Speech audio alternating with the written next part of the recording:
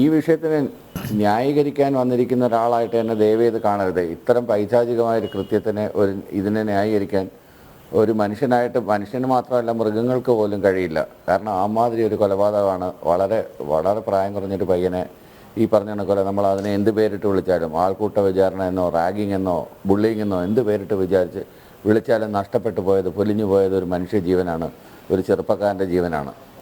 അത് ചെയ്ത പ്രതികളെ മുഴുവൻ അർഹമായ രീതിയിൽ അവർക്ക് പരമാവധി ശിക്ഷ വാങ്ങിക്കൊടുക്കണമെന്ന് തന്നെയാണ് എൻ്റെ അഭിപ്രായം.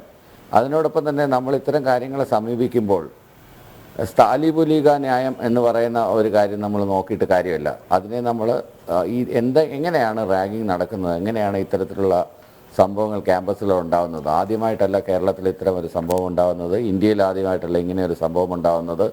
ക്യാമ്പസുകളിൽ നിരന്തരമായിട്ട് അതിശക്തമായ റാഗിങ് നിയമങ്ങൾ UGCയുടെ ഉണ്ട്. എന്നിട്ട് പോലും എന്തുകൊണ്ട് ഇത്തരം സംഭവങ്ങൾ മെയിൻ ഹോസ്റ്റലിൽ നടക്കുന്നുണ്ട്?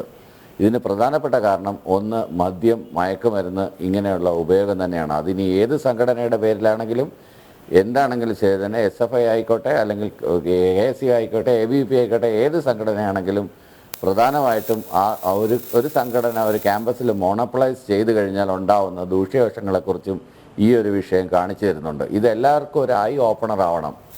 എല്ലാ മനുഷ്യർക്കും മനുഷ്യ മനസ്സാക്ഷിയെ നെട്ടിച്ച അതിഹീനമായ ആത്മഹത്യയിലേക്ക് തള്ളിയിട്ട, ആത്മഹത്യ എന്ന് ഞാൻ പറയുന്നില്ല, കൊലപാതകം എന്ന് ഞാൻ പറയൂ. കാരണം ഈ 15 പേര് നിരന്തരമായിട്ട് റാഗ് ചെയ്യുകയും 150ഓളം പേര് കാഴ്ചക്കാരുണ്ടായിരിക്കുകയും ചെയ്തൊരു സംഭവമാണ് ക്യാമ്പസിൽ നടന്നത്. ഈ 150 പേരിൽ ഒരാൾ പോലും പോലീസിന് മൊഴി കൊടുത്തില്ല എന്ന് പറയുമ്പോൾ അതിൻ്റെ വ്യാപ്തി എത്രമാത്രം ടെററൈസ്ഡ് ആണ് ആ ക്യാമ്പസ് എന്ന് നമുക്ക് മനസ്സിലാവും. പേരിൽ ഒരാൾ മൊഴി കൊടുക്കാതെ ആയതിന് കാരണം എന്താണെന്ന് ഞാൻ പറയണ്ടല്ലോ. അതിനുള്ള കാരണം ആ ക്യാമ്പസ് ഭരിക്കുന്നത് SFI എന്ന സംഘടനയാണ് സർ. അവിടെ ആ സംഘടനയെ വിദ്യാർത്ഥികൾക്ക്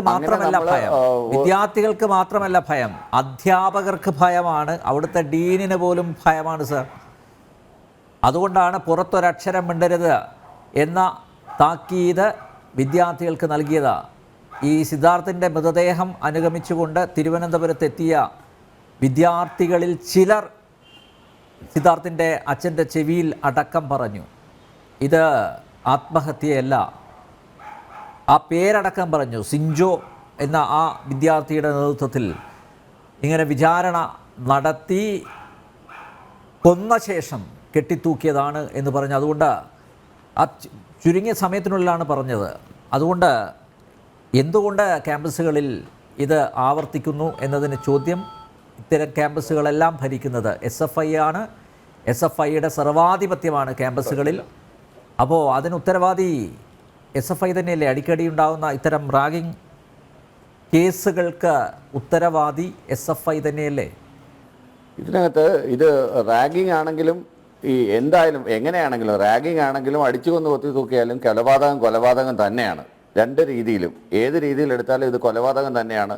ഇതിനകത്തുള്ള പ്രതികൾക്ക് കൊലപാതകത്തിന് കൊടുക്കുന്ന ശിക്ഷ തന്നെ കൊടുക്കണം. കാരണം ഇത് ചെയ്യുന്നവരറിയുന്നില്ല. ഒരു വിദ്യാർത്ഥിയുടെ പുറത്താണ് ഈ 15 പേര് അവരുടെ പരാക്രമം കാണിക്കുന്നതെന്ന്. ഈ 15 പേരും പറയുന്നത് ഞാൻ ചെയ്തത് വളരെ ചെറിയ കുറ്റമല്ലേ, ഞാൻ അവൻ്റെ പേര് മാത്രമല്ലേ ചോദിച്ചുള്ളൂ, ഞാൻ അവനെ ബെൽറ്റ് കൊണ്ട് മാത്രമല്ലേ അടിച്ചുള്ളൂ, ഞാൻ അവനെ വലിച്ചിഴയ്ക്കുക മാത്രമല്ലേ ചെയ്തുള്ളൂ, ഞാൻ അവനെ അപമാനിക്കുക മാത്രമല്ലേ ചെയ്തുള്ളൂ, ഞാൻ അവൻ്റെ വസ്ത്രം അഴിക്കുകയല്ലേ ചെയ്തുള്ളൂ. ഇൻഡിവിജ്വലായിട്ട് എടുക്കുമ്പോൾ ഓരോ കേസും വളരെ ചെറുതായിട്ട് നമ്മൾ തോന്നുമെങ്കിലും ഇതിൻ്റെ ക്യുമുലേറ്റീവ് ആയിട്ടുള്ള എഫക്റ്റ് മുഴുവൻ ഉണ്ടാവുന്നത് ഈ പാവപ്പെട്ട വിദ്യാർത്ഥിയുടെ പുറത്താണ്. അതുകൊണ്ട് അത് താങ്ങാനാവാതെ ആവാം. ഒരുപക്ഷെ അത് ആത്മഹത്യയാണെങ്കിൽ ആത്മഹത്യ ചെയ്തിട്ടുണ്ടാവുക, അല്ലെങ്കിൽ കൊലപാതകം ചെയ്തതിന് ശേഷം അടിച്ചു കൊന്ന് കെട്ടിത്തൂക്കിയിട്ടുണ്ടാകുക. എന്തായാലും വളരെ ഭീകരമായ ഒരു ക്യാമ്പസ് അന്തരീക്ഷമാണ് ഈ പറഞ്ഞ സ്ഥലത്തുണ്ടായിട്ടുള്ളതെന്നുള്ളതാണ് മുഴുവൻ റിപ്പോർട്ടുകളും ശ്രദ്ധിച്ചാൽ എനിക്ക് തോന്നുന്നു. ജനം TV ആണെന്ന് തോന്നുന്നു ആ റിപ്പോർട്ട് ആദ്യമായി പുറം ലോകത്തേക്ക് വിട്ടത്. അതിനകത്തുള്ള വാർത്തകളും മറ്റു ചാനലുകളിലുള്ള വാർത്തകളും ഈ കുട്ടിയുടെ സിദ്ധാർത്ഥിൻ്റെ അച്ഛനും സിദ്ധാർത്ഥിൻ്റെ ബന്ധുക്കളും പറയുന്നതെല്ലാം ഞാൻ സസൂക്ഷ്മം വീക്ഷിച്ചു വരികയായിരുന്നു ഇത്രയും നേരം. അതുകൊണ്ടാണ് ഞാൻ ആദ്യമേ പറഞ്ഞത്, ഏത് വിദ്യാർത്ഥി സംഘടനയാണെങ്കിലും അത് മോണോപ്പൊളൈസ് ചെയ്ത് കഴിഞ്ഞാൽ ഇതിനെ അപ്പുറത്തെ ഫാസ്റ്റ് പ്രവണതകൾ ഉണ്ടാവും. അവിടെ മനുഷ്യത്വം നശിക്കും, മനുഷ്യസ്നേഹം ഇല്ലാതാവും, സാഹോദര്യം ഇല്ലാതാവും, രാക്ഷസീയ സ്വഭാവമുള്ള ഗുണ്ടാ സംഘങ്ങളായി മാറും എന്നുള്ളതിൻ്റെ ഏറ്റവും നല്ല ഉദാഹരണമാണിത്. അതുകൊണ്ട് നമ്മളൊരു തീരുമാനം എടുക്കണം. ഇനി ഒരിക്കലും ഇതുപോലൊരു സംഭവം പ്രബുദ്ധരെന്ന് അഭിമാനിക്കുന്ന 100% സാക്ഷരരെന്ന് അഭിമാനിക്കുന്ന മലയാളികളുടെ കുട്ടികൾ പഠിക്കുന്ന ഒരു കോളേജിലും ഇത്തരമൊരു ദുരനുഭവം ഉണ്ടാവാതിരിക്കാൻ നമ്മളെല്ലാവരും ഉറച്ച തീരുമാനമെടുക്കണം. അതിന് പൊതുസമൂഹത്തിൻ്റെ സപ്പോർട്ടോടുകൂടി വേണം ഇത്തരത്തിലുള്ള സ്വേച്ഛാധിപത്യ പ്രവണതകളെ മുഴുവൻ തുടച്ചു നീക്കേണ്ടത് എന്ന് പറയുന്നതിന് എനിക്ക് യാതൊരു വിഷമവുമില്ല. അവരുടെ കൂടെ തന്നെയാണ് ഞാനും.